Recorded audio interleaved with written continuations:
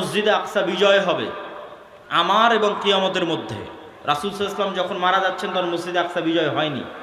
তখন মসজিদে আকসা খ্রিস্টানদের কাছে আছে, রোমান এম্পায়ার, তাদের অনেক পবিত্র জায়গা, ইহুদিদেরও পবিত্র জায়গা, খ্রিস্টানদেরও পবিত্র জায়গা। তাহলে মুহাম্মদ সাল্লাল্লাহু আলাইহি ওয়াসাল্লাম মসজিদে আকসা তার জীবদ্দশায় বিজয় করে যাননি। তাহলে মুহাম্মদ সাল্লাল্লাহু আলাইহি ওয়াসাল্লাম ভবিষ্যৎবাণী করছেন যে এটা বিজয় হবে। তো মুহাম্মদ সাল্লাল্লাহু আলাইহি ওয়াসাল্লামের পরে এক খলিফার পরে ওমর রাদিয়াল্লাহু তাআলা আনহুর যুগে মসজিদে আকসা বিজয় হয়। দ্বিতীয়বার আর একবার বিজয় হয় সুলতান সালাহুদ্দিন আইয়ুবীর যুগে। তৃতীয়বার আরও একবার বিজয় হতে পারে, আল্লাহু আলাম। মসজিদে আকসা বিজয় হবে। 3 নাম্বার, এমন ভয়ঙ্কর মহামারী ছাগলে বা পশু প্রাণীতে যখন মড়ক লাগে, মুরগির খামারে যখন ভাইরাস ঢুকে মড়ক লাগে, তখন একটা মোরগও বাঁচে না। এরকম ভয়ঙ্কর মহামারীতে পৃথিবী সাফ হয়ে যাবে।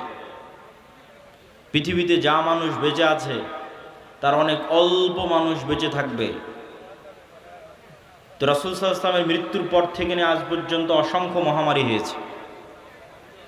তো যে কোনো মহামারী বড় আকার ধারণ করলেই সাহাবা ইকরাম বা আলেম ওলামা মনে করতেন এটি সেই মহামারী, কিন্তু ভয়ঙ্কর ভয়াবহ মহামারী হবে এটি ঠিক। তারপরে রাসূল সাল্লাল্লাহু আলাইহি ওয়াসাল্লাম বললেন, এমন এক ফিতনা দেখা দিবে যেই ফিতনা আরবের প্রত্যেক ঘরে প্রবেশ করবে। আরবের একটি ঘরও বাকি থাকবে না, খালি থাকবে না, যেই ঘরে এই ফিতনা প্রবেশ করবে না। কিছু আলেম ওলামা ব্যাখ্যা করেছেন এই ফিতনা মোবাইলের ফিতনা, কেউ ব্যাখ্যা করেছেন এই ফিতনা যুদ্ধ বিগ্রহ মারামারি গণ্ডগোল সেই ফিতনা, তথা এমন গৃহযুদ্ধ এবং এমন গণ্ডগোল এমন মারামারি দেখা দিবে যেই মারামারি যেই যুদ্ধে আরবের প্রত্যেক ঘর যুক্ত হয়ে যাবে। আরবের একটি ঘরও মুক্ত থাকবে না, পৃথিবীর সব ঘর নয়, আরবের প্রত্যেক ঘর যুক্ত হয়ে যাবে। তারপর রাসূল সাল্লাল্লাহু আলাইহি ওয়াসাল্লাম বললেন, সুম্মা হুদনাতুন বাইনাকুম ওয়া বাইনার রোম, তারপর একটা চুক্তি হবে, ঐতিহাসিক চুক্তি তোমাদের মধ্যে আর রোমানদের মধ্যে। এই চুক্তির প্রেক্ষাপটে রোমান খ্রিস্টান এবং মুসলমানেরা এক তৃতীয় পক্ষের বিরুদ্ধে যুদ্ধ করবে। সেই তৃতীয় পক্ষের বিরুদ্ধে যুদ্ধে মুসলমান এবং খ্রিস্টানেরা বিজয়ী হবে।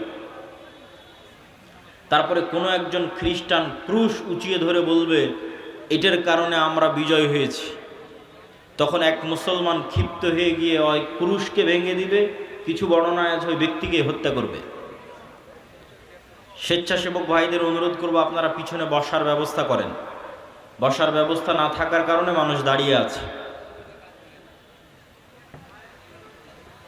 তো ক্রুশ ভেঙে ফেলা অথবা ক্রুশ উত্তোলনকারী ব্যক্তিকে হত্যার মাধ্যমে রোমান খ্রিস্টান এবং মুসলমানেরা মুখোমুখি দাঁড়িয়ে যাবে।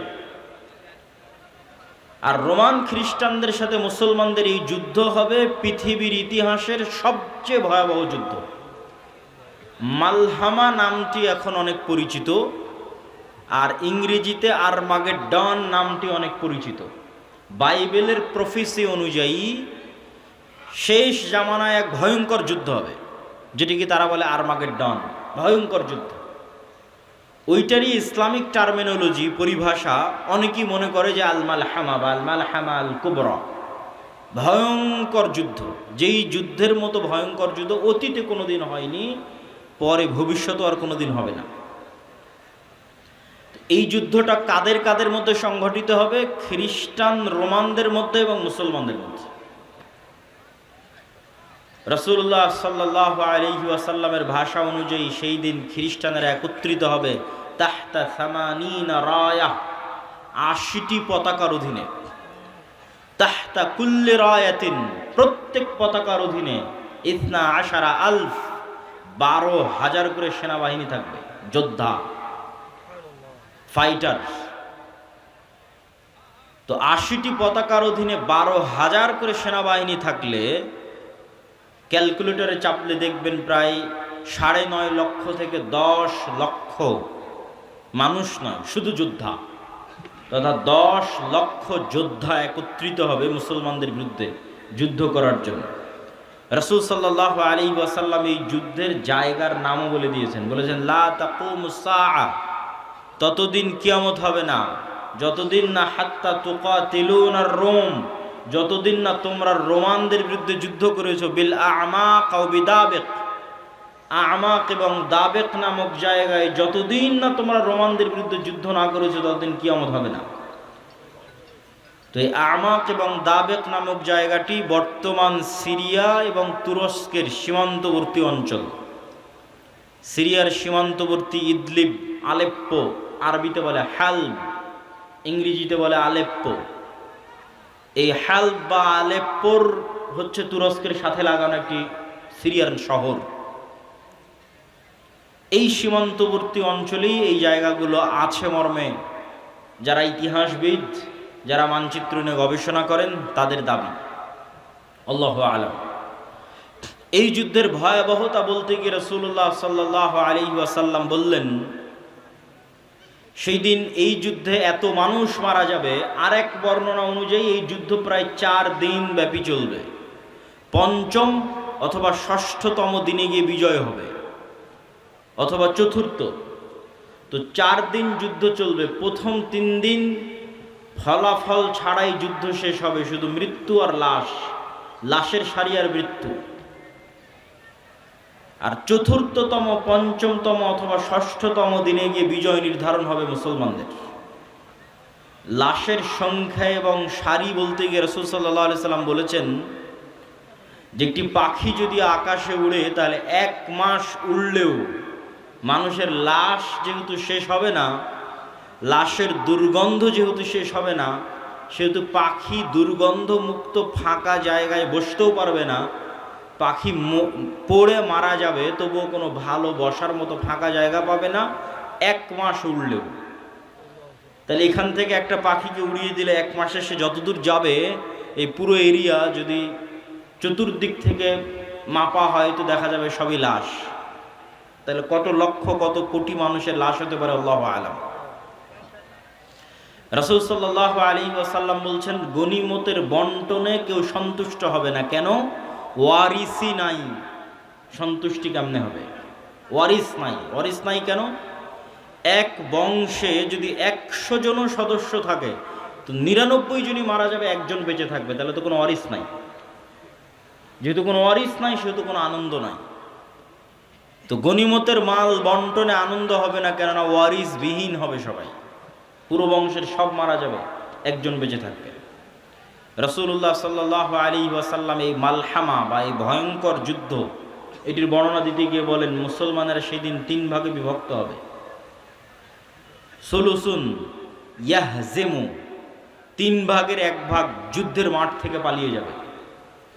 লা ইয়াতুবুল্লাহু আলাইহিম আবাদান, আল্লাহ সুবহানাহু ওয়া তাআলা এদের তওবা কোনোদিন কবুল করবেন না।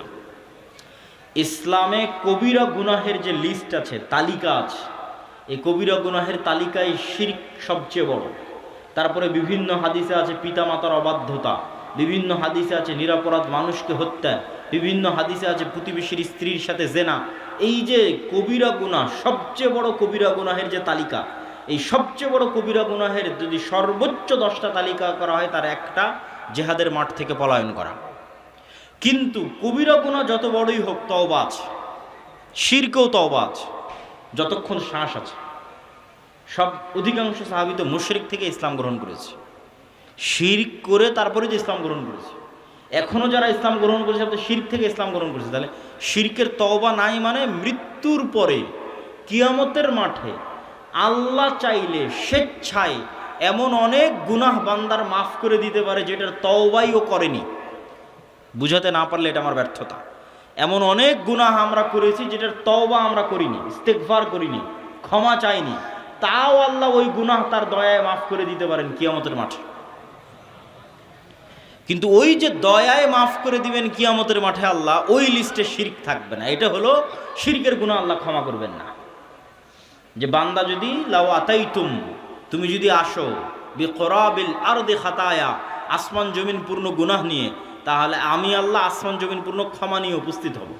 তো এই যে আসমান জমিন পূর্ণ গুনাহ, এর কোনো গুনাহ আপনি জানেন, কোনো গুনাহ ভুলে গেছেন, কোনোটার তওবা করেছেন, কোনোটা করেননি, তাও আল্লাহ দয়া করে মাফ করে দিবে। কিন্তু করবেন না কোনটা? শিরক। কিন্তু যতক্ষণ শ্বাস আছে ততক্ষণ সব গুনাহের ক্ষমা আছে, শিরকেরও ক্ষমা আছে। তো রাসূল সাল্লাল্লাহু আলাইহি ওয়াসাল্লাম বলছেন, যারা ওই যুদ্ধের মাঠ থেকে পলায়ন করবে এদের তওবা কবুল হবে না।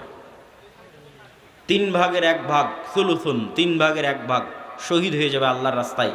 রাসূল সাল্লাল্লাহু আলাইহি ওয়াসাল্লাম বলছেন তারা হচ্ছেন আফজালু শুহাদাইল আরজ, পৃথিবীর সর্বশ্রেষ্ঠ শহীদ। আল্লাহু আকবার।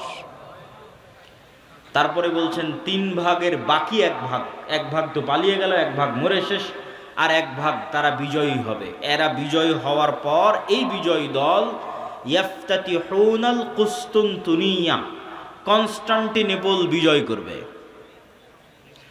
এই কনস্টান্টিনোপল কুস্তুনতুনিয়া হচ্ছে আজকের তুরস্কের ইস্তাম্বুল, যেটা দীর্ঘদিন তুরস্কের রাজধানী ছিল। এখন রাজধানী আঙ্কারা, কিন্তু ইস্তাম্বুল সবচেয়ে ঐতিহাসিক শহর। সুলতান মুহাম্মদ আল ফাতেহ ইস্তাম্বুলকে বিজয় করেছিলেন। কিন্তু হাদিসের ভাষায় বোঝা যাচ্ছে কিয়ামতের পূর্ব মুহূর্তে, দাজ্জাল প্রকাশের পূর্ব মুহূর্তে পুনরায় মুসলমানেরা তুরস্ক বিজয় করবে, তথা মুসলমানদের বর্তমান যে তুরস্ক মুসলমানদের হাতে আছে, এটি মুসলমানদের হাতে নাও থাকতে পারে। না হলে কনটেক্সট মিলানো কঠিন যে কিয়ামতের পূর্ব মুহূর্তে মুসলমানেরা তুরস্ক কিভাবে বিজয় করবে। এই ঘটনারই ধারাবাহিকতায় আর এক হাদিসে, আমি কিন্তু এক হাদিস বলতেছি না, বিভিন্ন হাদিস থেকে যুক্ত করতেছি।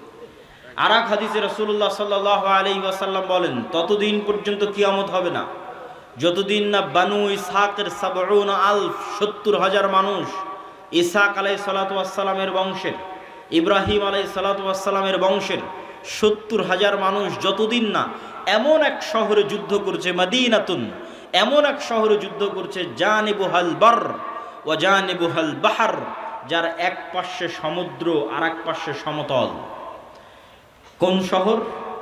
আলেম ওলামা মতভেদ করেছেন। কেউ বলেছেন এটি ইতালির রাজধানী রোম, কেউ বলেছেন এটি তুরস্কের ইস্তাম্বুল, কুস্তুনতুনিয়া, কনস্টান্টিনোপল। ইতালির রাজধানী রোম হওয়ার পক্ষে আর একটা জয়ীফ হাদিস আছে, যে রাসূল সাল্লাল্লাহু আলাইহি ওয়াসাল্লামকে জিজ্ঞেস করা হচ্ছে যে উম্মতে মুহাম্মাদি কোন শহর আগে বিজয় করবে কিয়ামতের পূর্ব মুহূর্তে, কুস্তুনতুনিয়া না রোমিয়া? কিন্তু হাদিসের সানাদ দুর্বল। তো এমন এক শহর, যেই শহরের কিন্তু এখন যেটা অনুবাদ করতেছি এটা সহিহ বুখারী মুসলিমের হাদিসগুলো অনুবাদ করতেছি, যেগুলো আমি পূর্ণ অনুবাদ করতেছি এগুলো, তথা কিয়ামতের পূর্ব মুহূর্তে যা ঘটবে তার সবচেয়ে বিশুদ্ধ যেগুলো হাদিস। রাসূল সাল্লাল্লাহু আলাইহি ওয়াসাল্লাম বললেন এমন এক শহর বিজয় করবে বানু ইসহাকের, ইব্রাহিম আলাইহিস সালাতু ওয়াস সালাম, ইসহাক আলাইহিস সালাতু ওয়াস সালামের বংশের 70,000 মানুষ, যেই শহরের এক পাশে সমুদ্র আর এক পাশে সমতল, কিন্তু ওই যুদ্ধ হবে বিদুন সিলাহ, লা ইয়ারমুনা আইয়ু সাহমিন, না তারা কোনো তীর নিক্ষেপ করবে না তরবারি চালাবে, কোনো অস্ত্র ছাড়া বিজয় হবে। কিসের মাধ্যমে বিজয় হবে? তারা শুধু মুখে উচ্চারণ করবে লা ইলাহা ইল্লাল্লাহু আল্লাহু আকবার।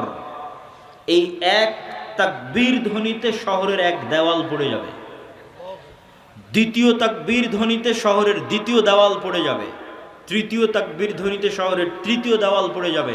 মুসলমানেরা বিনা বাধায়, বিনা রক্তপাতে এবং বিনা অস্ত্র প্রয়োগে ওই শহরে প্রবেশ করবে।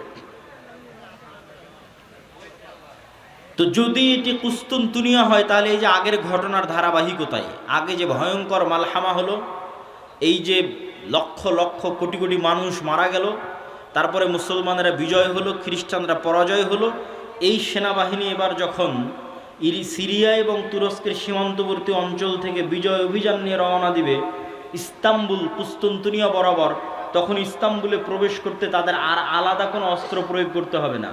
তাকবীর ধ্বনিতে ওই নগরীর দেওয়াল পড়ে যাবে এবং তারা বিনা অস্ত্র প্রয়োগে শহর বিজয় করবে।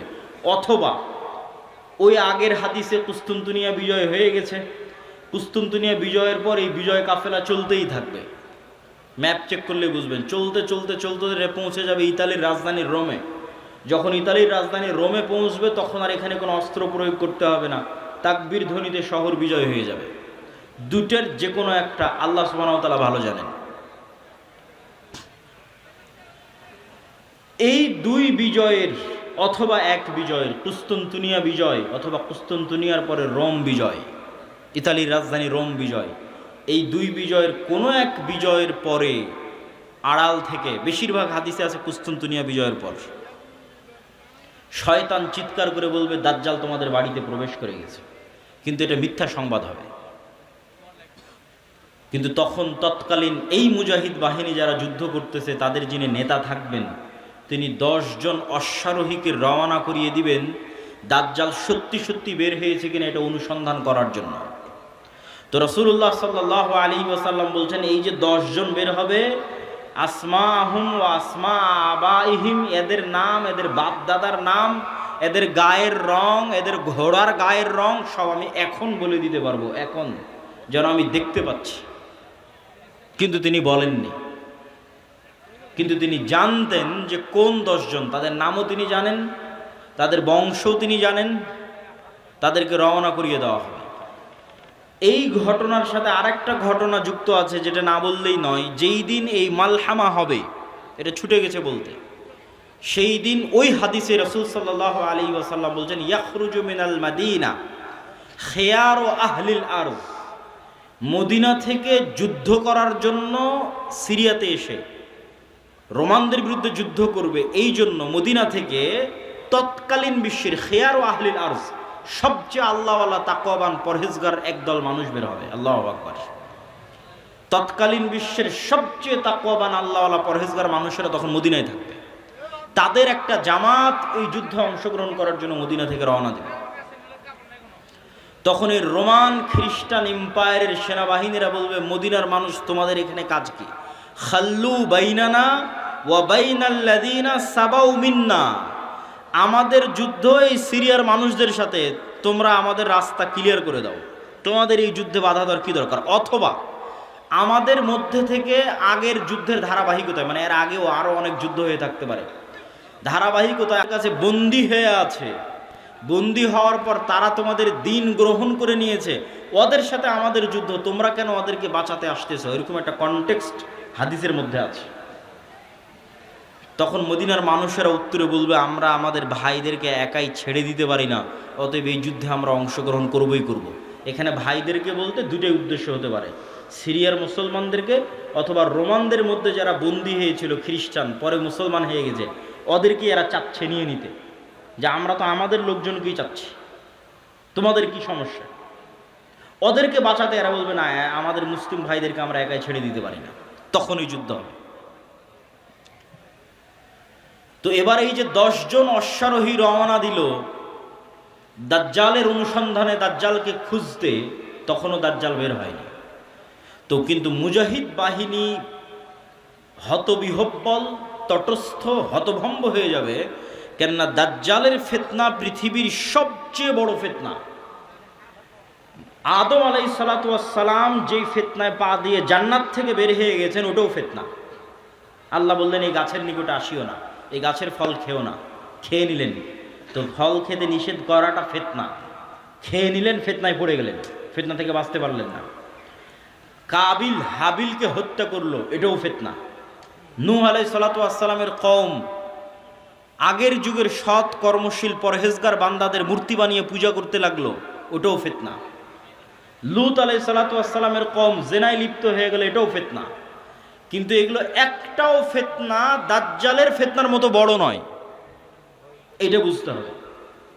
দাজ্জালের ফিতনা আকবারু ফিতান আলা ওয়াজহিল আরজ, আদম আলাইহিস সালাম যেই ফিতনায় পা দিয়েছেন ওইটার চাইতে, কাবিল যে ফিতনায় পা দিয়েছিল ওইটার চাইতে, নূহ আলাইহিস সালামের কওম যে ফিতনায় পা দিয়েছিল ওইটার চাইতে, আদ সামুদ কওমে লূত তারা যে ফিতনায় পা দিয়েছিল ওইটার চাইতে সবচেয়ে বড় ফিতনা দাজ্জালের ফিতনা। আর এই ফিতনা মোকাবেলা করবে উম্মতে মুহাম্মদ, সর্বশ্রেষ্ঠ উম্মত মোকাবেলা করবে পৃথিবীর সবচেয়ে বড় ফিতনার। কেন দাজ্জালের ফিতনা সবচেয়ে ভয়ঙ্কর, এটাও বুঝতে হবে আপনাকে। আমি স্বেচ্ছাসেবক ভাইদের আবারও দৃষ্টি আকর্ষণ করছি যে আমাদের ডানে লোকজনের সংখ্যা বেশি হয়ে যাচ্ছে, পিছনে একটু বসার ব্যবস্থা এবং বামে এখনো ফাঁকা আছে, বামে একটু বসার ব্যবস্থা এবং মানুষজনকে এইদিকেও একটু বসার জন্য উদ্বুদ্ধ করা। প্রিয় উপস্থিতি, কেন দাজ্জালের ফিতনা সবচেয়ে ভয়াবহ?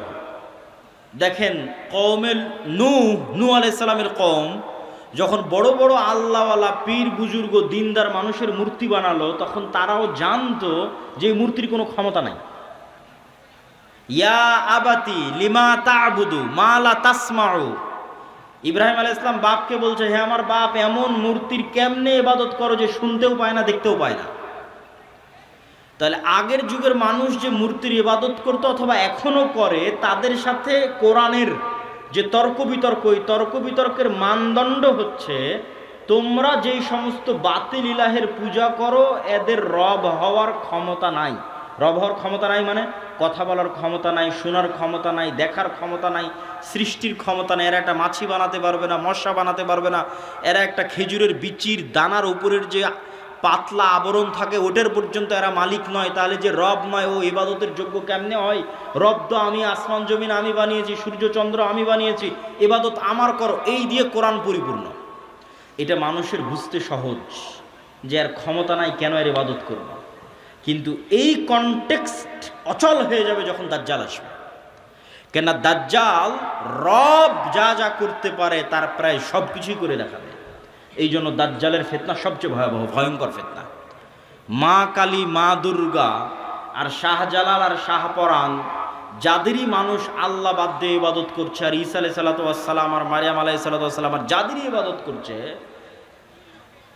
তারা কেউ এখন আপনাকে দেখাতে পারবে না যে আমি আকাশকে আদেশ দিলাম আকাশ বৃষ্টি বর্ষণ করবে, আমি জমিনকে আদেশ দিলাম জমিন ফসল উৎপাদন করবে, জান্নাত দেখালাম জান্নাতে ঢুকে যাও, জাহান্নাম দেখালাম জাহান্নামে ঢুকে যাও, মৃতকে জীবিত করে দিলাম। এইরকম একচ্ছত্র কন্ট্রোল যা একমাত্র রবের থাকে তার কারণ নাই, ফলত ওদেরকে বাতিল ইলাহ প্রমাণ করা সহজ। কিন্তু যখন একজন সত্যি সত্যি এগুলো আপনাকে করে দেখাবে, তখন আপনি ঈমান ধরে রাখতে পারবেন না। অনেকগুলো কারণ। এক নাম্বার কারণ, যারা ধরেন আগে থেকেই শক্তিশালী কোনো কিছু দেখলেই আরে বাবা এই তো অনেক বড় উলিয়া উলিয়া কবিরাজ, অনেক কিছু করতে পারে, দেখলেই যাদের অন্তরে ভয় ঢুকে যায়, মনে হয় না এর কাছে মনে হয় কোনো ক্ষমতা আছে, এরা তো এমনি দাজ্জালের পূজা করবে। যারা যুগ যুগ মূর্তির পূজা করেছে, মাজারের পূজা করেছে, এদের বাধা হবে না। ওরা দাজ্জালের ক্ষমতা পাওয়ার দেখে মনে করবে অনেক বড় উলিয়া আল্লাহ চলে এসেছে, অনেক বড় কারামতে আউলিয়া চলে এসেছে, অতএব এখন আর ইবাদত করো, এখন আর পূজা করলে সমস্যা নেই। তো একদল তো এমনি পথভ্রষ্ট হয়ে যাবে। আরেক দল মানুষ থাকে যারা মোটামুটি আল্লাহর উপর ঈমান রাখে, কিন্তু ইস্তেকামা, ঈমানের উপর ইস্তেকামার জন্য সবর লাগে। সবর করার ক্ষমতা এবং সাহস এদের নাই। এদের দেখবেন এখন দুনিয়াবি ক্ষমতা যাদের কাছে, ওদের ওখানে গিয়ে সিজদা দিচ্ছে। আজ থেকে ৬-৭ মাস আগে ১৬ বছর যাদের কাছে ক্ষমতা ছিল, ওদের কাছে গিয়ে সিজদা দিয়েছে। ক্ষমতার বাইরে এরা চিন্তা করতে পারে না। ক্ষমতা যেখানে, এদের কেবলা এবং মারকাজ সেখানে। এবং আপনি যদি নিজের জায়গায় দাঁড়িয়ে চিন্তা করেন, আজকে তেলের যে সংকট, আমি দাজ্জালের ফিতনার ভয়াবহতা বোঝানোর জন্য আপনাকে বলতেছি, তেলের যে সংকট, মাঝে মধ্যে আমার মনে হয় আল্লাহ আমাদের ফিতনা থেকে হেফাজত করুক, যে এখন যদি কেউ এসে বলে আব্দুল্লাহ তোমার গাড়িতে তো তেলের দরকার, তো এইটা করলে তোমাকে তেল দেওয়া হবে, ধরো তুমি আর ৫০০ টাকা বেশি দিলে তেল দিয়ে দেবে, বা তুমি এই অপরাধটা করলে তোমাকে তেল দিয়ে দিব। তো কত মানুষ হল ঠিক আছে ভাই সমস্যা নেই, আমার গাড়িতে তেল দেন, আমি করে দিচ্ছি। তাই কোনো একটা দেশকে যদি বলা হয় যে সব তেলের কন্ট্রোল আমার হাতে, এটা করো তেল পাবা, নাহলে কিন্তু আবাদও বন্ধ হয়ে যাবে। আমরা মনে করি তেল মানে দিয়ে শুধু গাড়ি চলে। পেট্রোকেমিক্যাল থেকে সকল সার উৎপাদন হয়, সব কোনো সারই আর তৈরি হবে না। তো সার না হলে আপনি চাষ করবেন কি দিয়ে? স্যালো মেশিন স্টার্ট না দিলে পানি তুলবেন কোথায় থেকে? তো তেল মানে শুধু গাড়ি নয়, সবই এখনকার আধুনিক সভ্যতার সবই তেল। তা আমি তেল দিব না আপনাকে, তা আপনিও বুঝতে পারছেন যে আপনি সবই করে ফেলবেন তেল নেওয়ার জন্য। তো কোরআন এবং হাদিসে তো এর চেয়ে বড়টা বলা আছে, তেলের কথা বলা নেই। সরাসরি আকাশের বৃষ্টির কথা বলা আছে, জমিনের ফসলের কথা বলা আছে ডাইরেক্ট, যে দাজ্জাল ইরাক এবং শাম এই দুই দেশের মধ্যে সীমানা দিয়ে যেতে থাকবে। কোনো এক নগরীর মানুষের কাছে এসে বলবে, এই তোমরা আমার উপর ঈমান আনছো? তারা বলবে জি জাহাপনা, জি প্রভু আপনার উপর ঈমান আনলাম। ওদের জন্য দাজ্জাল টাকা পয়সা, ধন দৌলত, রুজি রুটির এত বড় ব্যবস্থা উন্মোচন করে দিবে যে মৌমাছির ঝাঁক যেভাবে মধুর পিছনে ছুটে, ধন সম্পদ টাকা পয়সা ওই শহরের মানুষের পিছনে ওইভাবে ছুটবে। এবার অতিক্রম হতে হতে আর এক শহরে আসবে, সেই শহরের মানুষকে বলবে আমার উপর ঈমান আনয়ন করছো? তারা বলবে না, আমরা রব্বুল আলামিনের উপর ঈমান রাখি। দাজ্জাল বলবে আকাশ এখানে বৃষ্টি বর্ষণ বন্ধ করে দাও, জমির এখানে ফসল উৎপাদন বন্ধ করে দাও, খাবার দাবার বন্ধ, টাকা পয়সা বন্ধ, সকল কিছু বন্ধ, মোবাইল বন্ধ, ইন্টারনেট বন্ধ। আজকের যুগে যদি কল্পনা করেন, এখনই আপনি ঈমান ধরে রাখতে পারবেন না, যখন ঘটবে তখনকার কথা তো বহু পরে। তো শাম অঞ্চলের মানুষেরা না খেতে পেয়ে ধনুক চাবিয়ে খাবে, তীর চাবিয়ে খাবে। তীর তো খাওয়ার জিনিস না, ধনুক তো খাওয়ার জিনিস না, কিন্তু গাছের পাতাও যেহেতু উৎপন্ন হবে না তো কি খাবে? গাছের পাতাও তো উৎপন্ন হবে না। তো এ হলো দাজ্জালের ফিতনা, পৃথিবীর সবচেয়ে ভয়ঙ্কর এবং ভয়াবহ ফিতনা। দাজ্জালের ফিতনা সম্পর্কে বলতে গিয়ে দুইটা হাদিস না বললেই না। একটা হাদিসে রাসূলুল্লাহ সাল্লাল্লাহু আলাইহি ওয়াসাল্লাম বলছেন যে দাজ্জাল পৃথিবীতে 40 দিন সফর করবে। 40 দিনের প্রথম দিন হবে 1 বছর, দ্বিতীয় দিন হবে 1 মাস, তৃতীয় দিন হবে 1 সপ্তাহ। আর দাজ্জালের গতি হবে কাগাইসিন ইস্তাদবারাত হুররিহ, এমন মেঘমালা যেই মেঘমালাকে ঝড়ো বাতাস উড়িয়ে নিয়ে যাচ্ছে। এই যে কয়দিন পরে কালবৈশাখী ঝড় হবে, আকাশে তাকিয়ে দেখবেন ঝড়ের সময় মেঘ কত দ্রুত চলে। তো ঝড়ের বাতাসে যে মেঘ খুব দ্রুত চলে, এরকম দ্রুত গতি হবে দাজ্জালের। তো আল্লাহর নবী মেঘের সাথেও তুলনা দিয়েছেন। এখন যন্ত্র দিয়ে মেঘের মতো আকাশে উড়বে না দাজ্জাল নিজেই আকাশে উড়বে, আল্লাহু আলাম, আল্লাহ সুবহানাহু ওয়া তাআলা ভালো জানেন। কিন্তু দাজ্জালের আগমনে পৃথিবীতে এত ব্যাপক বৈপ্লবিক পরিবর্তন হবে যে পৃথিবীর দিন 1 বছরের সমান হয়ে যাবে। এটা হঠাৎ করে আল্লাহর আদেশে, কোনো কারণ ছাড়াই আল্লাহ বলবেন দিন এখন তুমি 1 বছরের সমান হও, এরকম নয়। আল্লাহ লাতিফ, প্রত্যেকটা জিনিস ঘটনা পরম্পরায় হয়, মানুষ দেখবে এটা স্বাভাবিক। তথা এই ভূমণ্ডল, নভমণ্ডল, সৌরজগতে এমন বৈপ্লবিক কোনো পরিবর্তন হবে, অথবা এই পৃথিবীতে এমন বৈপ্লবিক কোনো পরিবর্তন হবে, অথবা সূর্য এবং চন্দ্রের বর্তমান ঘূর্ণায়মান প্রক্রিয়ায় এমন বড় বৈপ্লবিক পরিবর্তন হবে যেটা স্বাভাবিক হতে সময় লাগবে। 1 দিন হবে 1 বছর, তারপরের 1 দিন হবে 1 মাস, তারপরের 1 দিন হবে 1 সপ্তাহ, তারপরে স্বাভাবিক। ওটার আগে কিছু একটা ঘটবে। দাজ্জালের আগমনই ওই রকম ভয়ঙ্কর এবং ব্যতিক্রম হবে। আল্লাহু আলাম সেটা কি হবে। দাজ্জালের বিষয়ে আরেকটি হাদিসে রাসূলুল্লাহ সাল্লাল্লাহু আলাইহি ওয়াসাল্লাম, যেটা তামিম আদ-দারির হাদিস, যারা 30 দিন সমুদ্রে লাইবা বিহিমুল মাউজ শাহরান কামিলান, সমুদ্রের ঝড়ো বাতাস এবং ঢেউ 1 মাস যাবৎ তাদেরকে কোথায় নিয়ে গেছে কোনো কন্ট্রোল ছিল না নৌকার উপর। এক দ্বীপে গিয়ে যখন নৌকা ঠেকলো, তখন দেখছে একটা প্রাণী, জীবজন্তু, জানোয়ার, গরু ছাগল মহিষ যেমন জীবজন্তু জানোয়ার, এরকম জীবজন্তু জানোয়ার, যার মুখ এবং পা সব এত বিশাল লোমে ঢাকা যে কোনটা মুখ আর কোনটা পিছন এটা বোঝা যাচ্ছে না। এই জানোয়ার কথা বলতেছে। তো মানুষ তো কোনোদিন দেখেনি, মানুষ ছাড়া আর পৃথিবীর কোনো জীবজন্তু জানোয়ারকে কথা বলতে। তো আরবের ওই মানুষেরা এই জানোয়ারকে কথা বলতে দেখে মনে করেছে এটা জিন, শয়তান, কিন্তু জীবজন্তু জানোয়ার। ও বলছে আনাল জাসসাস, আমি গোয়েন্দা, একটা মানুষ তোমাদের সাথে সাক্ষাতের অপেক্ষা করছে, এইদিকে যাও। তো তামিম আদ-দারি বলছে আমরা যখন ওই মানুষের কাছে গেলাম, বিশাল দেহের মানুষ, এত বিশাল দেহের মানুষ আগে কোনোদিন কখনো দেখিনি। তো দাজ্জালের বিশাল দেহের হওয়াটা কি ব্যতিক্রম কিছু? ব্যতিক্রম কিছু না। আমরা এখন 5 ফিট 5 ইঞ্চি 6 ফুট হয়ে গেছি, কিন্তু আদি পিতা আদম আলাইহিস সালাম তো আর 5 ফিট ছিলেন না। আদম আলাইহিস সালাম ছিলেন 60 দেরা, 60 হাত, 60 গজ, 40 মিটার, প্রায় 10 তলা 15 তলার সমান উঁচু। তাহলে এখন যদি আদম আলাইহিস সালাম আমার সামনে উপস্থিত হয়, তাহলে আমি তো আশ্চর্য হয়ে যাবো, কারণ এই বিশাল দেহের মানুষ তো আমি কোনোদিন দেখিনি। তাহলে দাজ্জাল বিশাল দেহের হবে, এটা ব্যতিক্রম নয়, কেননা দাজ্জাল তো আদমেরই সন্তান, মিন উলদে আদম, আদমের সন্তান। তো তার হাত, তার হাঁটু এবং তার কাঁধ এমন শক্ত করে বাঁধা আছে।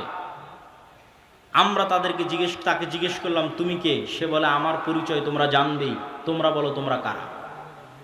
তা আমরা আমাদের পুরো ঘটনা বললাম। এবার দাজ্জাল 4টা প্রশ্ন করেছে। নাখাল বাইসান, আইনে জোগার, বহায়রা তাবারিয়া, নাবিয়ুল উম্মিয়িন, বহায়রা তাবারিয়া, sea of Galilee, lake of Tiberia, নাখলে বাইসান, বাইট শিয়ান, আর আইনে জোগার, স্প্রিং অফ জোয়ার। আর নাবিয়ুল উম্মিয়িন, পড়ালেখা জানে না, লিখতে জানে না, পড়তে জানে না এমন নবী। আমাদের নবী মুহাম্মদ সাল্লাল্লাহু আলাইহি ওয়াসাল্লাম লিখতেও জানতেন না, পড়তেও জানতেন না। উনি দেখে যে পড়বেন এটা জানতেন না, কোরআন মুখস্থ করেছিলেন। প্রিয় উপস্থিতি, তো দাজ্জাল তাদেরকে এই যে চারটে জিজ্ঞেস করলো, চারটে জিজ্ঞাসার প্রথম তিনটে জিজ্ঞাসার সাথে পানি কানেক্টেড আছে, পানি এবং চাষ কানেক্টেড আছে। সি অফ গ্যালিলি, পানির উৎস, বহায়রা তাবারিয়া, ইসরায়েলের সীমানার মধ্যে। এখন এটা ইসরায়েলের সীমানার মধ্যে। বাইবেলের প্রফেসি অনুযায়ী তথা বাইবেলের বর্ণনা অনুযায়ী ঈসা আলাইহিস সালাতু ওয়াস সালাম যত মুজিজা দেখাতেন সব এই সাগরে, এই সাগরের আশেপাশে, এই লেক, এই হ্রদ, এই খালের আশেপাশে। তো দাজ্জাল বলছে একদিন এখানে পানি থাকবে না।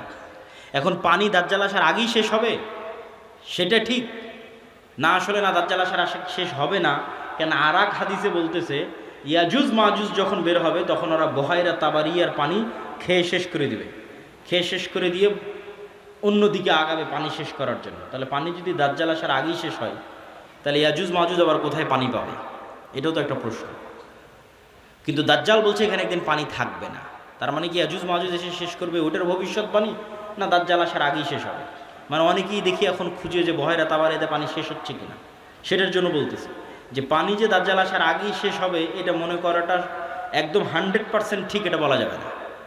কেন আর এক হাদিসে কি বলা হচ্ছে? ইয়াজুজ মাজুজ এসে বহায়রা তাবারিয়ার পানি খেয়ে নেবে। তো বলে এখানে একদিন পানি থাকবে না। 2 নম্বর কি? নাখাল বাইসান, বাইসানের খেজুর বাগান, এটাও ইসরায়েলের একটা বড় শহর, বাইট শিয়ান। বলে এখানে কি মানুষ খেজুর চাষ করে? তো বলে করে। তো বলে এখানে একদিন পানিও থাকবে না, খেজুর চাষের ব্যবস্থাও থাকবে না। তার বলে আইনে জোগার, স্প্রিং অফ জোয়ার, এটার বর্ণনাও বাইবেলে আছে। আগের যেমন বহায়রা তাবারিয়ার বর্ণনা বাইবেলে আছে, এই আইনে জোগার, স্প্রিং অফ জোয়ার, এটার বর্ণনাও বাইবেলে আছে। কি হিসেবে আছে? লূত আলাইহিস সালাতু ওয়াস সালাম যেখানে ছিলেন ওই শহরটা যখন আল্লাহ ধ্বংস করে দিলেন, যে লূত আলাইহিস সালাতু ওয়াস সালামকে যেখানে তিনি আশ্রয় দিলেন সেখানে তার জন্য পানির ব্যবস্থা, অথবা যে জায়গায় তিনি আশ্রয় নিয়েছিলেন সেই জায়গা হচ্ছে স্প্রিং অফ জোয়ার। এই জন্য ওই বহায়রা তাবারিয়ার স্প্রিং অফ জোয়ার, আইনে জোগার, এই দুটেই খ্রিস্টানরা ব্যাপক হারে দেখতে যায়, ভিজিট করতে যায়। তো এখান থেকে আমাদের জানার বিষয় কি? এই হাদিস থেকে জানার বিষয় হচ্ছে দাজ্জাল প্রশ্ন করেছে একটা নির্দিষ্ট জায়গায়, যার প্রত্যেকটা এরিয়া 30-40 কিলোমিটারের মধ্যে। এই বহায়রা তাবারিয়া বলেন, আইনে জোগার বলেন, নাখাল বাইসান বলেন, এই বগুড়া জেলার মধ্যেই, মানে একটা সেম এরিয়ার মধ্যেই। তথা কিয়ামতের পূর্ব মুহূর্তের ফিতনার বর্ণনাগুলো নিশ্চিতভাবে কিয়ামতের পূর্ব মুহূর্তে যা যা হবে এগুলো মক্কা মদিনার বাইরে, মক্কা মদিনায় হবে না। মক্কা মদিনা ফিতনা মুক্ত থাকবে। কোথায় হবে তাহলে? সিরিয়াতে, শাম। শাম মানে আগে ফিলিস্তিনি বোঝানো হতো, শাম মানে আগে মসজিদে আকসাই বোঝানো হতো। শাম মানে আজকের শাম নয়, তথা মসজিদে আকসা এবং এর আশেপাশের অঞ্চল যেগুলোতে এখন ইসরায়েল, ফিলিস্তিন, জর্ডান, এই যে অঞ্চলগুলো এবং এখনকার যে সিরিয়া, সব কিছু এই অঞ্চলে হবে। দাজ্জালের এই সংক্ষিপ্ত বর্ণনা এবং দাজ্জালের ফিতনার এই সংক্ষিপ্ত বর্ণনার পরে কি হবে? ওই যে মুজাহিদ বাহিনী যারা দাজ্জালের মিথ্যে সংবাদ শুনে এবার দেমাশকে ফিরে আসবে, যুদ্ধ বিজয় অভিযান বাদ।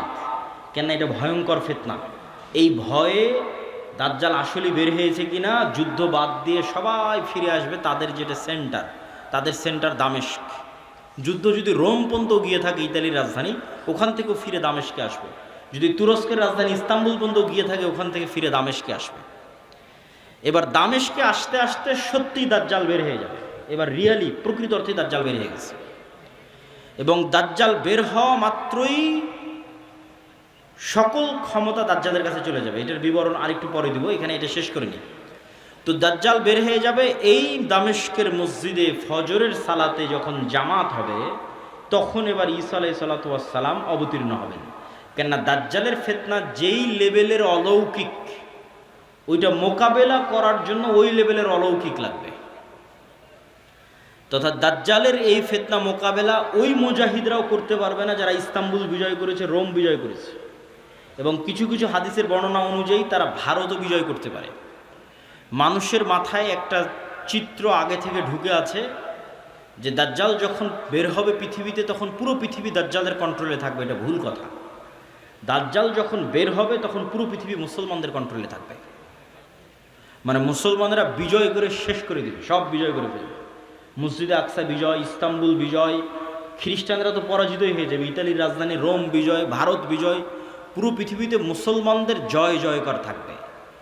হাদিস থেকে আমি যতটুকু চিন্তা ভাবনা করে দেখেছি এটাই বেশি খাপ খায়, এটাই বেশি মিলে, যে দাজ্জাল বের হওয়ার পূর্বে ইমাম মাহদি আসার আগেই অথবা ইমাম মাহদির সাথী অথবা ইমাম মাহদির সহ যেটাই বলেন, দাজ্জাল এবং ঈসা ইসলাম আসার পূর্বে পৃথিবী মুসলমানদের, মসজিদে আকসা মুসলমানদের, তুরস্ক মুসলমানদের, ইতালি পুরো ইউরোপ মুসলমানদের, ভারত মুসলমানদের, সবই মুসলমানদের। মুসলমানদের বিজয় যখন সর্বোচ্চ স্তরে এবং দাজ্জালের কোনো ষড়যন্ত্র যখন ওরা কাজে দিচ্ছে না, দাজ্জালের পক্ষ হয়ে পৃথিবীতে কাজ করবে এরকম কোনো বড় শক্তি আর পৃথিবীতে নাই, এবার নিজেই দাজ্জাল বের হয়ে আসবে।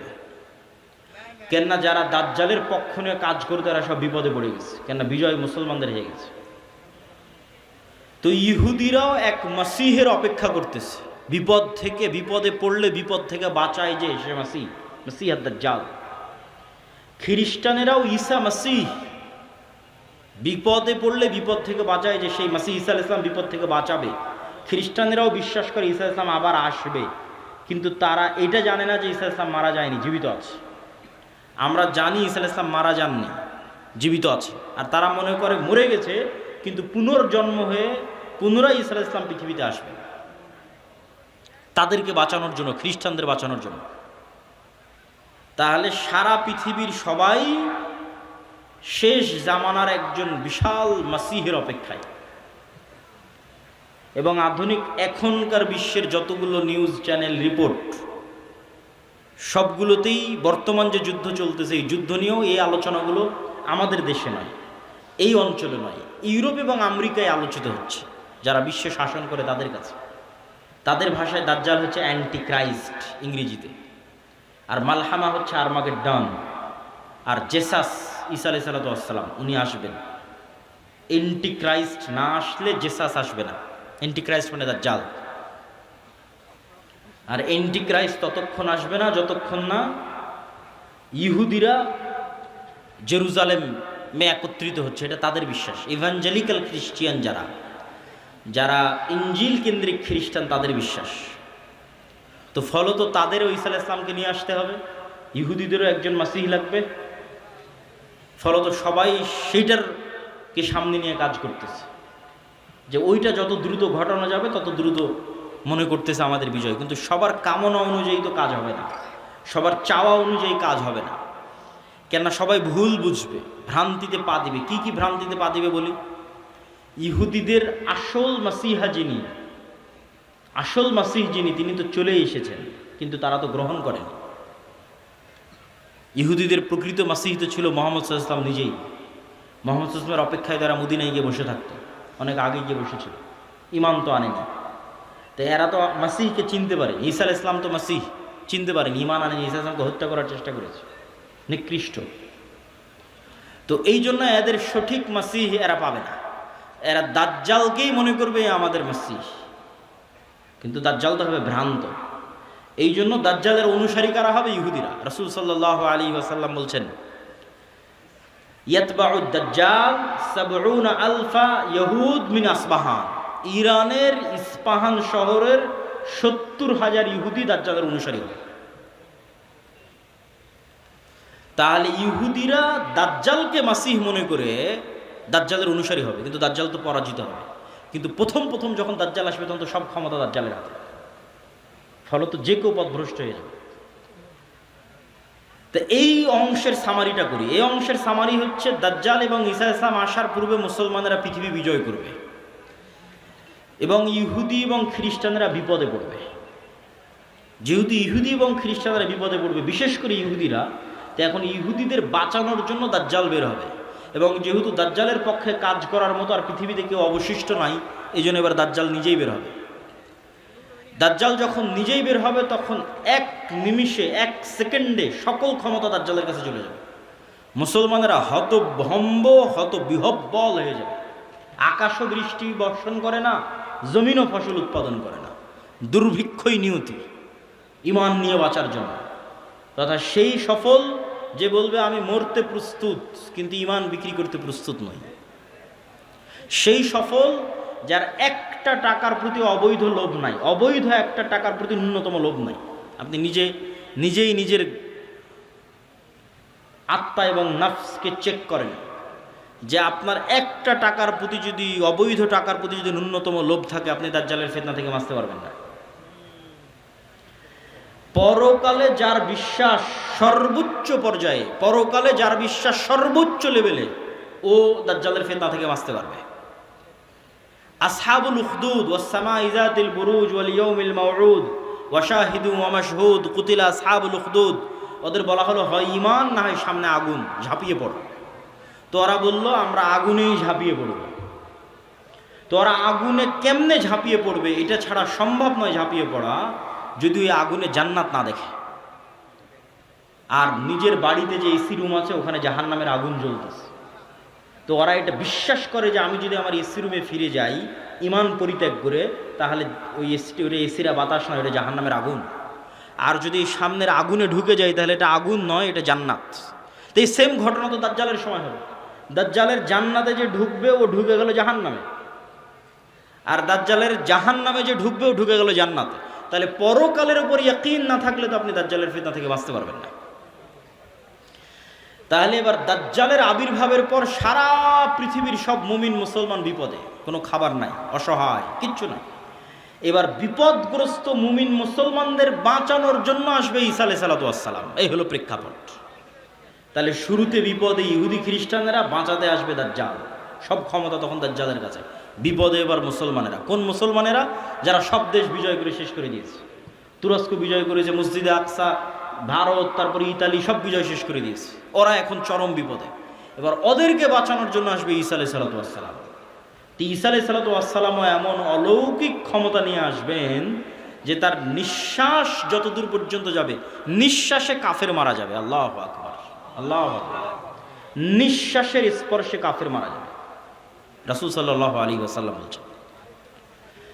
আর ঈসা আলাইহিস সালামের অলৌকিকত্ব এত টপ লেভেলের হবে যে দাজ্জালকে আলাদা করে হত্যা করা লাগবে না। দাজ্জাল যদি শুধু দেখে ঈসা আলাইহিস সালামের দিকে, ইয়াজুবু কামা ইয়াজুবুল মা, পানিতে লবণ দিলে যেভাবে গলে যায় সেভাবে গলে যাবে, ছেড়ে দিলে গলেই মারা যাবে। কিন্তু ঈসা আলাইহিস সালাম ছাড়বেন না, নিজে হাতে হত্যা করবেন। যেখানে হত্যা করবেন ওটাও ইসরায়েলের সীমানার মধ্যে। ইসরায়েলের বর্তমান রাজধানী তেল আবিব থেকে অতি নিকটে বাবে লুদ নামক জায়গায় দাজ্জালকে ঈসা আলাইহিস সালাম হত্যা করবেন। তো যেই ঈসা আলাইহিস সালাম এবং যেই মুমিন মুজাহিদেরা পৃথিবীর সবচেয়ে বড় ফিতনা দাজ্জালকে হত্যা করবে, তাদেরকে এবার আল্লাহ বলবে তোমরা তো এত বড় ফিতনা মোকাবেলা করলা, এখন আমার এমন একদল বান্দা বের হবে, ইয়াখরুজু ইবাদি লা ইয়াদানি লি আহাদিন, কারো পক্ষে সম্ভব নয় যে আমার ওই বান্দাদের মোকাবেলা করে।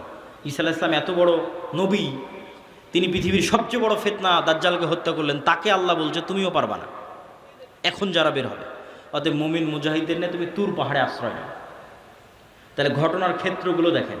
তুরস্ক এবং সিরিয়ার সীমান্তবর্তী অঞ্চল, সিরিয়ার রাজধানী দামেস্ক, মসজিদে আকসা, বাবে লুদ যেখানে দাজ্জালকে হত্যা করা হলো, তুর পাহাড়, এই এরিয়াগুলোতে এই ঘটনাগুলো ঘটতেছে। শেষ সময়ের ঘটনা এখানেই ঘটবে, শামে ঘটবে। তো তুর পাহাড়ে আশ্রয় নেওয়ার পর কারা বের হবে? ইয়াজুজ আর মাজুজ। ইয়াজুজ মাজুজের সংখ্যা কত বেশি? একটা সহিহ হাদিস বলবো আর একটা জয়ীফ হাদিস। সাল্লাল্লাহু আলাইহি ওয়াসাল্লাম বললেন যে আদম আলাইহিস সালামের পিঠ থেকে আল্লাহ মানুষকে বের করলেন, আদমের সকল সন্তানকে বের করে বলা হচ্ছে প্রতি 1000-এ একজন জান্নাতে, 999 জন জাহান্নামে। এই হাদিস রাসূল সাল্লাল্লাহু আলাইহি ওয়াসাল্লাম সাহাবীদের শোনাচ্ছে। তো প্রতি 1000-এ 999 জন জাহান্নামে, এটা শুনে সাহাবীদের মাথা নষ্ট, যে তাহলে তো আমরা সবাই জাহান্নামে। আদম সন্তানের 1099 জন যদি জাহান্নামে যায় প্রতি হাজারে, তাহলে তো আমরা সবাই জাহান্নামে। তখন মুহাম্মদ সাল্লাল্লাহু আলাইহি ওয়াসাল্লাম সাহাবীদের বলতেছে, হতাশ হয়েও না, এই 999 জনের বেশিরভাগই ইয়াজুজ মাজুজ। এই 999 জনের বেশিরভাগই ইয়াজুজ মাজুজ। তো কতজন জাহান্নামে যাবে ইয়াজুজ মাজুজের বাইরে স্বাভাবিক মানুষের মধ্যে থেকে, এটা তো আমরা জানি না। তো এই জন্য নির্ধারিত করে বলা মুশকিল, কিন্তু এতটুকু অন্তত বোঝা যায়, আইডিয়া করা যায় যে আদম আলাইহিস সালাতু ওয়াস সালাম থেকে নিয়ে কিয়ামত পর্যন্ত যত মানুষ আসবে তাদের কয়েক শত গুণ হচ্ছে ইয়াজুজ মাজুজ। এই হাদিস থেকে অন্তত এতটুকু বোঝা যায় যে আদম থেকে নিয়ে কিয়ামত পর্যন্ত যত মানুষ আমরা হব, এত মানুষের কয়েক শতগুণ হচ্ছে ইয়াজুজ মাজুজ। আর জয়ীফ হাদিসটা কি? জয়ীফ হাদিসটা হচ্ছে যে ইয়াজুজ মাজুজের এক প্রজন্ম তার জীবদ্দশায় 1000 প্রজন্মকে দেখে। বুঝেন, আমরা মানুষ জীবদ্দশায় সর্বোচ্চ 2টা প্রজন্ম দেখি অথবা 3টা প্রজন্ম। আমি, আমার বাপ, আমার দাদা, আমার দাদা তার ছেলেকে দেখেছে, তার ছেলে আব্দুল্লাহকে দেখেছে, তাহলে 2 প্রজন্ম দেখেছে, দেখতেই দুনিয়া থেকে শেষ।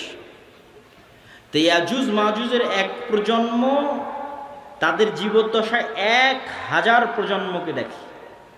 তাহলে কিভাবে তাদের জন্ম বৃদ্ধি হার এবং কিভাবে তাদের বৃদ্ধির হার, এটা সব উলদে আদম, আদমের সন্তান। তো এরা পৃথিবীতে বের হয়ে সব পানি ফসল আদি যা আছে সব খেয়ে শেষ করবে, এবং তাদের এই ভয়ঙ্কর ভয়াবহতায় তুর পাহাড়ে ঈসা আলাইহিস সালাতু ওয়াস সালাম বিপদে, মুমিন মুজাহিদদের নিয়ে, খাবার নাই, ওই সেম কষ্ট, দাজ্জাল থাকতে যে কষ্ট ছিল ওই কষ্ট। এখান থেকে আপনি আর একটা জিনিস শিখেন যে আপনি কত বড় নবী, কত বড় উলিয়া উলিয়া, কত বড় মুজাহিদ, তাও আল্লাহ আপনাকে কিভাবে বিপদ দিয়ে পরীক্ষা করতেছে। কেমন বিপদ? এত বড় নবী, তাও খাবার নাই। যে নবী নিজে হাতে দাজ্জালকে হত্যা করেছে তার খাবার নাই, সে নবী এখন আল্লাহর কাছে কাঁদতেছে যে আল্লাহ এই বিপদ থেকে বাঁচান। তো এই জন্য সবসময় আল্লাহর সামনে নত, আল্লাহর সামনে সাহায্য, এটা ছাড়া কোনো রাস্তা নেই। তো ঈসা আলাইহিস সালামের কান্নাকাটি এবং মুমিন মুজাহিদদের কান্নাকাটিতে আল্লাহ সুবহানাহু ওয়া তাআলা ইয়াজুজ মাজুজের শরীরে এক প্রকার পোকামাকড় এবং অসুখ দিবেন। তারা মারা যাবে কেমন করে? হাদিসের বাক্যটা শুনেন, কামাউতি নাফাসিন ওয়াহিদিন। একটা মানুষ মারা গেলে যা হয়, পুরো ইয়াজুজ মাজুজ একসাথে ওইভাবে মারা যাবে, যেন একটা মানুষ মারা গেল। তথা একটা মানুষ মরতে যতটুকু সময় লাগে, পুরো ইয়াজুজ মাজুজ কোটি কোটি হাজার হাজার ওইভাবে একসাথে, at a time, at a moment, at a second মারা যাবে। তো এবার ঈসা আলাইহিস সালাতু ওয়াস সালাম জমিনে ফিরে আসবেন, তো জমিনে পা রাখার জায়গা নাই। এত কোটি কোটি মানুষ যদি মরে পড়ে থাকে কি অবস্থা, লাশের দুর্গন্ধ। এবার ঈসা আলাইহিস সালাম আবার আল্লাহর কাছে কান্নাকাটি করবে, দোয়া করবে। তখন আল্লাহ সুবহানাহু ওয়া তাআলা রাসূল সাল্লাল্লাহু আলাইহি ওয়াসাল্লামের ভাষা অনুযায়ী আনাকি ইবিলিল বুখত গোত্রের উটের কুঁজ যেমন উঁচু হয়, ওই রকম উঁচু কুঁজ বিশিষ্ট একদল পাখিকে পাঠাবেন, যেই পাখি হাজার হাজার কোটি কোটি লাখ লাখ লাশকে নিয়ে যায় এমন জায়গায় ফেলে দিবে যেখানে মানুষ বসবাস করে না। উত্তর মেরু হোক, দক্ষিণ মেরু হোক, সাইবেরিয়া হোক, যেখানে হোক, আল্লাহ ভালো জানেন, যেখানে আল্লাহ বলবেন। তারপরে আসমান বৃষ্টি বর্ষণ করে এই জমিনকে পরিষ্কার করে দিবে। তারপরে ঈসা আলাইহিস সালাতু ওয়াস সালামের শাসন চলবে হাদিস অনুযায়ী 7 বছর, আর বাইবেলের বর্ণনা অনুযায়ী 1000 বছর। তো 7 বছর ঈসা আলাইহিস সালাতু ওয়াস সালামের এই শাসনে এতটা নিরাপত্তা এবং শান্তি বিরাজ করবে যে এতদিন যত যুদ্ধ বিগ্রহের সামগ্রী ছিল এগুলো কাজে লাগবে না, ওগুলো জ্বালিয়ে পুড়িয়ে দেওয়া ছাড়া কোনো কাজ নাই। আর এত বরকত আসমান এবং জমিন উন্মুক্ত করে দিবে যে একটা ডালিম একটা গ্রাম খাবে, একটা গাভীর দুধ একটা পুরো বংশ খাবে, এত বরকতে আল্লাহ পরিপূর্ণ করে দিবেন। তারপরে এক শীতল বাতাসে মুমিন মুসলিম এবং ঈসা আলাইহিস সালাম সবাই মারা যাবে, শুধু ফাসিক এবং ফাজেরেরা পৃথিবীতে থাকবে। এবার যত হাদিস শুনেছেন এই ধরনের, যে পৃথিবীতে এমন একদিন আসবে যে কোরআন পড়ার কেউ থাকবে না, এখন সেগুলো আল্লাহ নাম নেওয়ার কেউ থাকবে না, এগুলো ঈসা আলাইহিস সালামের মরার পর। মানুষ জেনায় লিপ্ত হবে খোলা মাঠে কুকুর শ্রীগালের মতো, লজ্জা বুঝবে না। এগুলো ঈসা আলাইহিস সালামের আগে নয়, ঈসা আলাইহিস সালামের আগে কোরআন থাকবে, দিন থাকবে, এটা তো পূর্ণতায় পৌঁছে যাবে। এখন পতন দেখতে পাচ্ছেন, কিন্তু আল্লাহ মুতিম্মু নূরিহি আগেই বলে নিয়েছে আয়াতগুলো, এই দিন তো সারা পৃথিবী বিজয় করবে, আর এই বিজয় ধারা তো ঈসা আলাইহিস সালামের আসার আগেই শুরু হয়ে যাবে। তাহলে কিভাবে কোরআন হাদিস শেষ হবে? শেষ হবে না, এগুলো আরও বাড়বে। কিন্তু এটা শেষ যে হবে সেটা কখন? ঈসা আলাইহিস সালামের মরার পর। তখন আর নাই, তখন কোরআন নাই, হাদিস নাই, আল্লাহর নাম নাই, মানুষের লজ্জা উঠে যাবে। এই ফাসেক ফাজরের উপর আল্লাহ সুবহানাহু ওয়া তাআলা কিয়ামত কায়েম করবেন। প্রিয় উপস্থিতি, আমি আমার বক্তব্য দীর্ঘায়িত করতে চাই না। এই পুরো ঘটনা থেকে যা বর্ণনা করলাম, ধারাবাহিকতা, এই ধারাবাহিকতা থেকে আমার এবং আপনার শিক্ষা কী? তার আগে একটা প্রশ্নের উত্তর দিয়ে নিই। দাজ্জাল কোথায়? ইয়াজুজ মাজুজ কোথায়?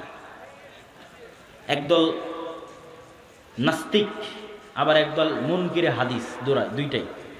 মুনকিরে হাদিসেরাও ভিডিওর পর ভিডিও দেয়, বলে যেটা কোরআনে না এটা বিশ্বাস করবে না। কোরআনে কিন্তু ইয়াজুজ মাজুজের কথা আছে, দাজ্জালের কথা নাই। বলে যেটা কোরআনে না এটা বিশ্বাস করবে না।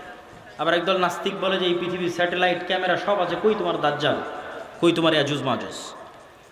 একটা ছোট্ট তথ্য দিয়ে রাখি, মানুষ মহাকাশ সম্পর্কে যা জানে, এই মাটির নিচ সম্পর্কে তাও জানে না। এটা আমি কয়েকদিন আগে পড়াশোনা করতে গিয়ে দেখলাম যে মানুষ সারাদিন মহাকাশ নিয়ে গবেষণা করছে, চাঁদে যাবে, মঙ্গলে যাবে, কিন্তু মাটির নিচে মাত্র 12 কিলোমিটার পর্যন্ত মানুষ জানে, তারপরে আর জানে না। তাহলে এই পুরো পৃথিবী কত বড়? আপনি এখান থেকে 12 কিলোমিটার মাপেন, কত দূর হয় গাবতলী বাজার থেকে, তো মাটির নিচে মাত্র 12 কিলোমিটার পর্যন্ত আপনি জানেন, তার নিচে আর কেউ জানে না। পৃথিবীর বর্তমান কোনো বিজ্ঞানী নয়, কোনো বিজ্ঞান নেই, কেন ওই 12 কিলোমিটার পরে গবেষণা করার সক্ষমতাই নাই, কোনো যন্ত্র মেশিন পাঠানোর সক্ষমতাই নাই। তাহলে মাটির নিচের মাত্র 12 কিলোমিটার পর্যন্ত আপনি জ্ঞান রাখেন। আকাশে চন্দ্রে চলে গেছেন, মঙ্গল গ্রহে চলে গেছেন, সেটা ভিন্ন বিষয়, কিন্তু নিজের পায়ের নিচে এটাই জানেন না। এই যে বিশ্বের এই উন্নত বিজ্ঞানের সর্বোচ্চ শিখরে পৌঁছে মানুষ জানে না যে এই মাটির নিচে কি আছে। তাহলে কেমনে মানুষ দাবি করবে দাজ্জাল কোথায়, ইয়াজুজ মাজুজ কোথায়? এই দাবি করাই তো ভুয়া, পাগলামি। আরেকটা জিনিস দেখলাম, মহাসাগর সম্পর্কে মানুষ অজ্ঞ। মহাকাশ সম্পর্কে ঠিক আছে অনেক জানতেছে, মহাসাগরে এমন অনেক জায়গা আছে যে জায়গাগুলোতে মানুষ পৌঁছতেই পারে না, যে জায়গাগুলোর উপর দিয়ে বিমানও উড়ে যেতে পারে না, যে জায়গাগুলোতে কোনো জাহাজও অতিক্রম করে না, এরকম অসংখ্য জায়গা আছে। তো সাগর এবং সাগরের নিচে কি আছে, মাটি এবং মাটির নিচে কি আছে, এটা সম্পর্কে আজকের বিশ্ব সবচেয়ে অজ্ঞ, অন্তত মহাকাশের তুলনায়। তো ইন্নাল্লাহা আলা কুল্লি শাইইন কাদির, আল্লাহ সকল কিছুর উপর ক্ষমতাবান। আর কোনোটাই যদি না হয় তো অন্তত একটা উত্তর তো দেওয়াই যায়, যেটা আল্লাহ সুবহানাহু ওয়া তাআলা কোরআন মাজিদে বলছেন যে আল্লাহ 7 আসমান এবং 7 জমিন সৃষ্টি করেছেন, আর 7 জমিনে আল্লাহর আদেশ অবতীর্ণ হয়, কোরআনের আয়াত। 7 জমিনে আল্লাহর, আর সবচেয়ে আরও একটা ভয়ঙ্কর বিষয় যে আল্লাহর আসমান বানাতে যত সময় লেগেছে জমিন বানাতেও তত সময় লেগেছে। 7 আসমান বানাতে যা টাইম, 7 জমিন বানাতেও তাই টাইম। তাহলে 7 আসমান কত বড়, 7 জমিন তাহলে কত বড় হতে পারে? এখন ইয়াজুজ মাজুজ আর দাজ্জাল যদি অন্য জমিন থেকে বের হয়ে আসে, এই জমিনে কিছু করার নেই, এটাকে অস্বীকার করতে পারবে না যে না নিশ্চিত নাই। তো অতএব আল্লাহ সুবহানাহু তাআলা সকল কিছুর উপর ক্ষমতাবান। এই জমিনেও থাকতে পারে, এই জমিনের সাগরেও থাকতে পারে, এই জমিনের নিচেও থাকতে পারে। মানুষের জ্ঞান পরিপূর্ণ নয়, অন্য জমিনেও থাকতে পারে, সেখান থেকেও আসতে পারে। এই জন্য সূরা কাহাফ, দাজ্জালের ফিতনা থেকে বাঁচতে সূরা কাহাফ পড়তে বলা হয়েছে। সূরা কাহাফের সব ব্যতিক্রম ঘটনাগুলো দাজ্জালের আসার সাথে মিলবে, দাজ্জালের যুগের যে ফিতনা ওগুলোর সাথে মিলবে। সূরা কাহাফের 4টা ব্যতিক্রম ঘটনা আছে, তার মধ্যে একটা ব্যতিক্রম ঘটনা খিজির আলাইহিস সালামের। কই থেকে আসলো খিজির আলাইহিস সালাম? কোথায় ছিল? বলে মাছ যেখানে জীবিত হয়ে যাবে সেখানে খিজির আছে। তুমি মাছ ভেজে নিয়ে রওনা দাও, যেখানে মাছ জীবিত হয়ে যাবে ওখানে খিজির আছে। তো খিজির আলাইহিস সালাম জিজ্ঞেস করতেছে যে সালাম কিভাবে? মুসা আলাইহিস সালাম সালাম দিচ্ছে, সালাম জান্নাতের সালাম দুনিয়াতে কিভাবে? তো খিজির আলাইহিস সালাম যদি অন্য পৃথিবী থেকে এসে থাকে নিশ্চিত করে, অথবা এই পৃথিবীতেও থাকতে পারে, তো খিজির আলাইহিস সালামকে যদি আল্লাহ সুবহানাহু ওয়া তাআলা আড়ালে রাখতে পারে, দাজ্জাল এবং ইয়াজুজ মাজুজকেও আল্লাহ সুবহানাহু ওয়া তাআলা আড়ালে রাখার সক্ষমতা আছে। তো ওই দাজ্জালের সময়ের ফিতনার সাথে এই সূরা কাহাফের ঘটনাগুলো মিলবে। আসহাবে কাহাফ, আসহাবে কাহাফের কথা বলতে গিয়ে আল্লাহ বলছেন ওয়াহুম আইকাজ, তাদেরকে আমি ঘুমিয়ে রেখেছি, কিন্তু মানুষ দেখলে মনে করবো ওরা জেগে আছে। আপনি দেখলে মনে করবেন এই মানুষটা জেগে আছে, কিন্তু ওরা নিজেরাও বুঝতে পারছে ওরা ঘুমিয়ে আছে, আল্লাহও বলছেন ঘুমিয়ে আছে। এইভাবেই 309 বছর পার হয়ে গেছে। ওরা ঘুম থেকে উঠে মনে করছে যে কই, আমরা তো অল্প কিছুক্ষণ মনে হয় শুয়েছিলাম, ঘুমিয়েছিলাম, কিন্তু 300 বছর পার হয়ে গেছে। তো সময়ের যে আপেক্ষিকতা, এটার কন্ট্রোল আল্লাহর হাতে। এই আপেক্ষিকতার প্রভাবিত মানুষ দেখবে যে একদিন হয়ে যাবে 1 বছরের সময়। তো পৃথিবীতে অবশ্যই ব্যাপক কোনো পরিবর্তন ঘটবে, যেটার প্রভাবে 1 বছর, 1 মাস, 1 সপ্তাহ। সেটা কি আল্লাহ সুবহানাহু ওয়া তাআলা ভালো জানে। তো প্রিয় উপস্থিতি, এই 1 নাম্বার কর্তব্য কি, সংক্ষিপ্ত বক্তব্য শেষ করে দিচ্ছি, এগুলোর উপর ঈমান রাখা। 2 নাম্বার কি, যে কোনো মুহূর্তেই দাজ্জাল বের হতে পারে, যে কোনো মুহূর্তে কিয়ামত হতে পারে। কথা এটাই ঠিক। রাসূল সাল্লাল্লাহু আলাইহি ওয়াসাল্লাম আশঙ্কা করতেন দাজ্জাল মনে হয় এখনই বের হয়ে গেল। এরকম অনেকগুলো ঘটনা আছে হাদিসে। ইবনে সাইয়াদের ঘটনাগুলো বেশি, তার মধ্যে প্রসিদ্ধ। তো ফিতনা তো সবসময়ই চলছে। তো ফিতনার সময় আপনি বেঁচে থাকবেন, ঈমান নিয়ে বেঁচে থাকবেন, এটার 2টা কাজ: পরকালের প্রতি সর্বোচ্চ জ্ঞান, সর্বোচ্চ ইয়াকিন, এবং অবৈধ 1 টাকার উপরে, অবৈধ ধন সম্পদ ক্ষমতার উপর ন্যূনতম লোভ না থাকা। এবং সফলতা এটা নয় যে আপনি বাড়ি গাড়ি টাকা পয়সার মালিক হবেন। সফলতা এটা যে আপনি ঈমান এবং সালাত অবস্থায় পৃথিবী থেকে বিদায় নেবেন, এটাই সফলতা। তো আল্লাহ সুবহানাহু ওয়া তাআলা যেন আমাদের ঈমান অবস্থায়, সালাত অবস্থায় পৃথিবী থেকে বিদায় নেওয়ার তৌফিক দান করে, বলেন আল্লাহুম্মা আমিন। কেন আমাদের ঈমান অবস্থায় বিদায় নিতে হবে? এত লম্বা ঘটনা বলে এই পুরো ঘটনার উপর একটু পানি দিয়ে একটা কথা বলে, সেটা হচ্ছে ঈসা আলাইহিস সালাম যখন আসবে, ইমাম মাহদি যখন আসবে, দাজ্জাল যখন আসবে, তখন কি নতুন কোনো দিন আসবে নাকি? নতুন কোনো কোরআন আসবে নাকি? নতুন কোনো হাদিস আসবে নাকি? কোরআন এবং হাদিস তো এইটাই যেটা এখন আছে। তাহলে সবচেয়ে বড় ঘটনা তো আগেই ঘটে গেছে, মুহাম্মদ সাল্লাল্লাহু আলাইহি ওয়াসাল্লামের আসা এবং কোরআনের প্রেরিত। তাহলে ঈসা আলাইহিস সালাম যে কোরআনের উপর আমল করবেন ওটা আপনার কাছে আছে। ইমাম মাহদি যে কোরআন দিয়ে রাষ্ট্র চালাবে ওটা আপনার কাছে আছে। আর দাজ্জাল যেই নবীকে মানতে বলতেছে, ওই নবী চলে যাওয়ার 1400 বছর হয়ে গেছে।